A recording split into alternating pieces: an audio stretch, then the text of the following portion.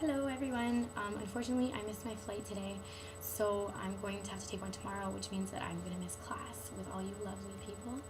But this is managing across borders at its best because I'm not there and yet I can present. Thank you, Andres Davila. So I'm going to discuss my individual contribution. Did I take part in any important decisions? I think so.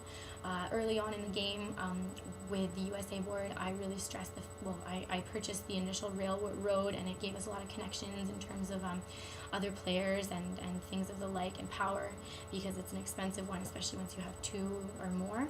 And also in terms of the strategy, I feel like I contributed to the fact that we held on to the France and US monopoly boards as opposed to the Japan and Mexican ones.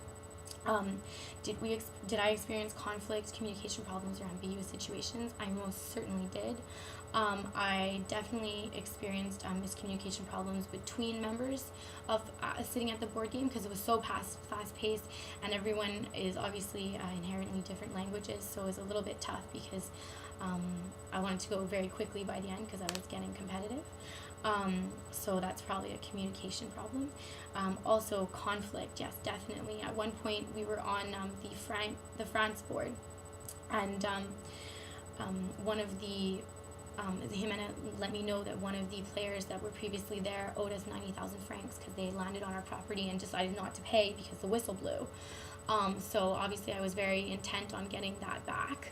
So I actually ended up on their property the following round, and I owed them 50,000, and we were still discussing the 90,000 owed at this point. So I tried to use that in my favor and get a 50%, like give them a 50% discount on the difference. So 25,000 francs instead of 50,000 francs. Unfortunately, I don't know how it played out because the whistle blew.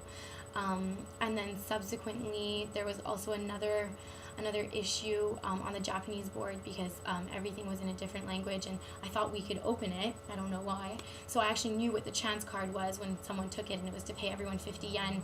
But obviously, to her, she was like, well, I don't know what that means. You can't say that that's exactly what it means, which makes 100% sense.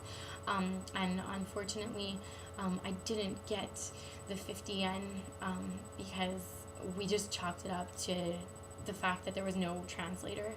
And yeah, not everyone was as adamant as me on getting the yens. And so I managed them almost in a little bit of a competitive, direct manner. But yeah, so that was my communication style, and I was very timid in the beginning because I was nervous. I had not ever played Monopoly before, so I was attentive and just listening to others. And then as I got more confident and as I felt like I was doing better, I got a little bit more competitive. So that's definitely something that has to do with my communication style, because it became a little bit more loud and direct and yeah. So it definitely did change.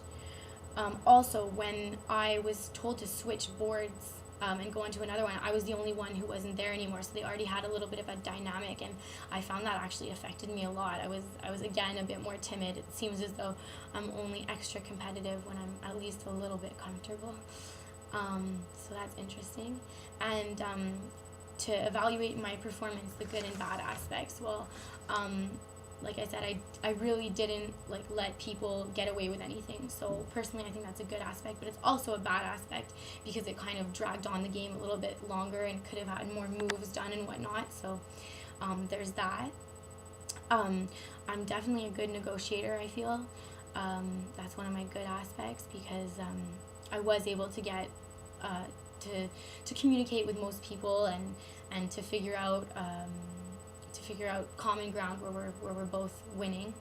I was aware of the exchange rate, almost just innate. I knew that I had a feeling that the US and France was just a good market, so that was kind of interesting as well. And my bad aspects are definitely my competitive side because I got a little bit too competitive, I think. You shouldn't let the game take a hold of you that strongly, but I guess that's what life does too. And yeah, those are my good and bad aspects of Monopoly in my individual contribution. Thank you very much, and I hope you guys have a great lecture. Bye-bye.